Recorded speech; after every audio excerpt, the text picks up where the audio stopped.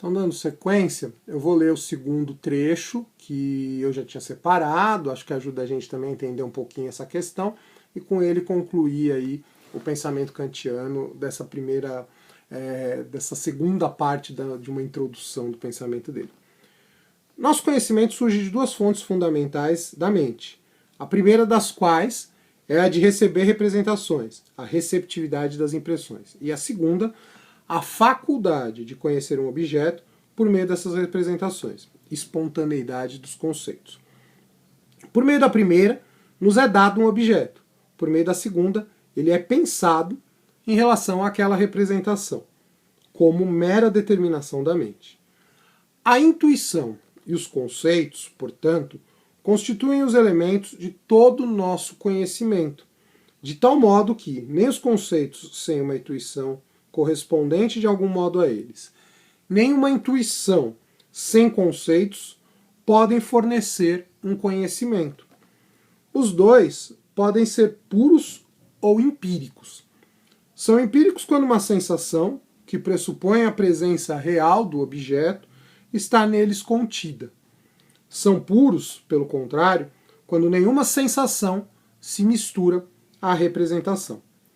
Esta última pode ser denominada a matéria do conhecimento sensível.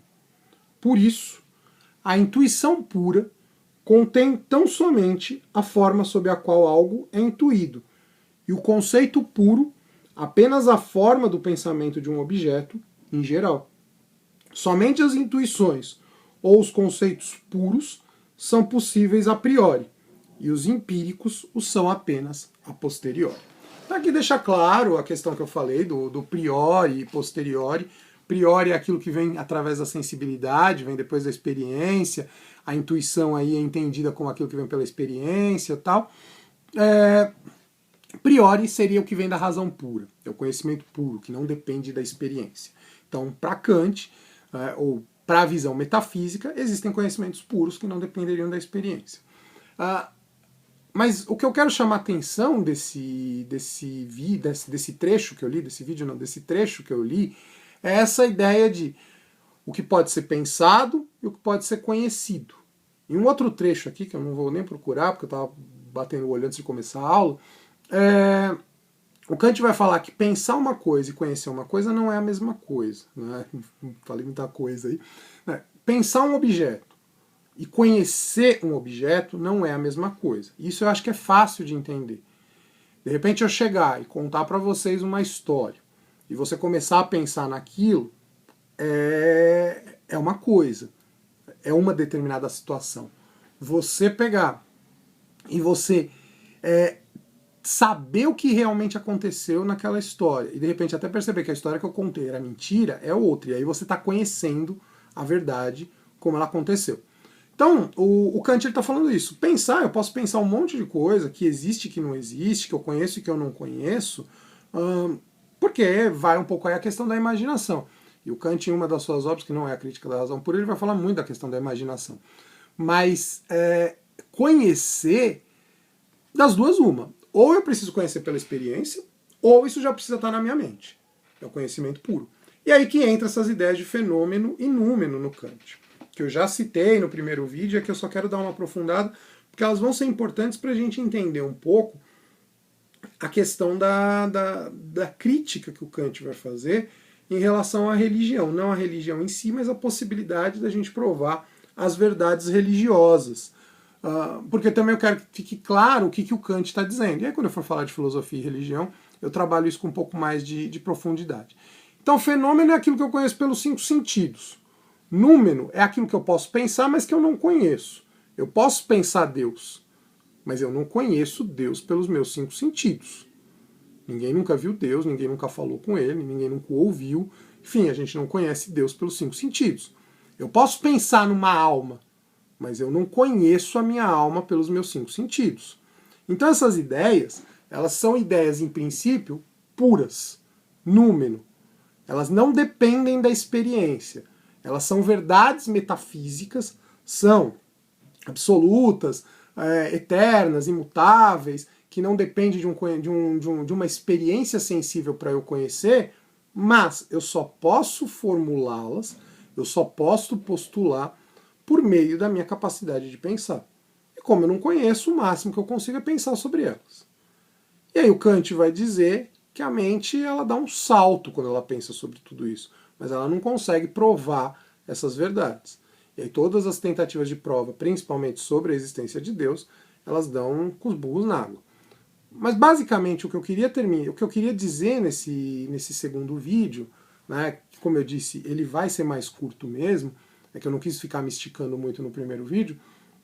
Basicamente o que eu quis dizer nesse segundo vídeo foi isso, que o Kant ele tem uma preocupação em tentar entender como funciona todo o conhecimento, ele monta todo esse aparato, né, ele percebe que a nossa mente ela funciona assim, sensibilidade, entendimento e razão.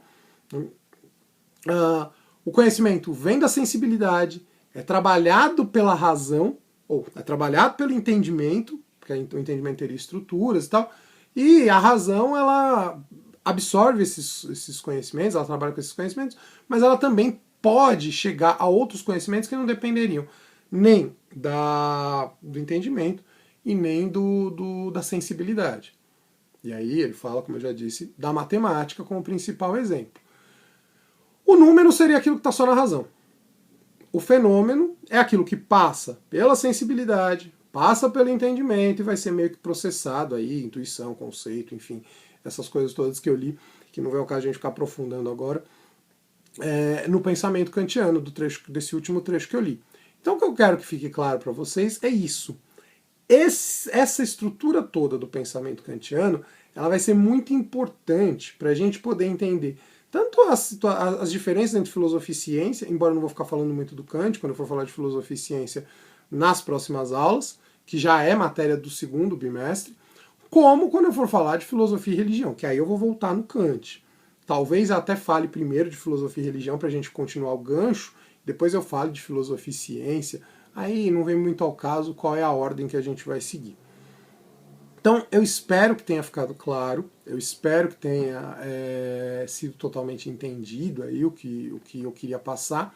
E, como eu já disse, volto a reafirmar isso, na sexta-feira, dia 8 de maio, eu vou fazer uma live aqui no YouTube, né, para quem quiser tirar dúvidas e tal, aproveitar o momento, tirem as dúvidas, mandem lá depois no chat ao vivo, que eu vou pegando as dúvidas de vocês, vou lendo e vou tirando as dúvidas de vocês, em cima do que eu falei até agora, em cima das perguntas do trabalho, enfim.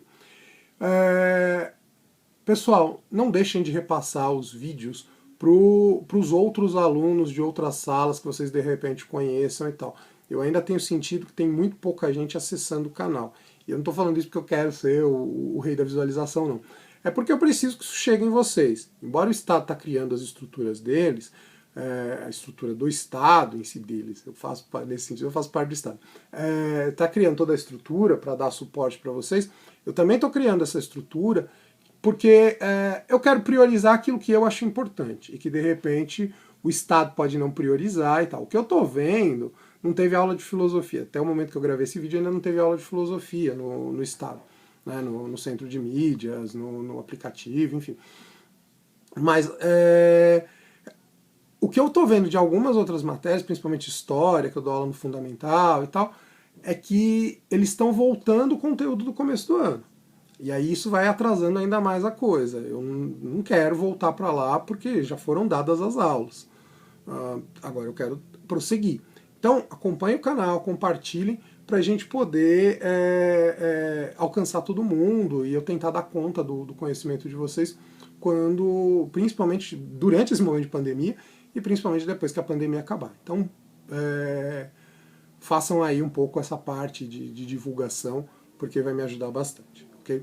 Então, com isso, eu encerro essa apresentação do Kant e espero que tenha ficado claro para vocês. Okay?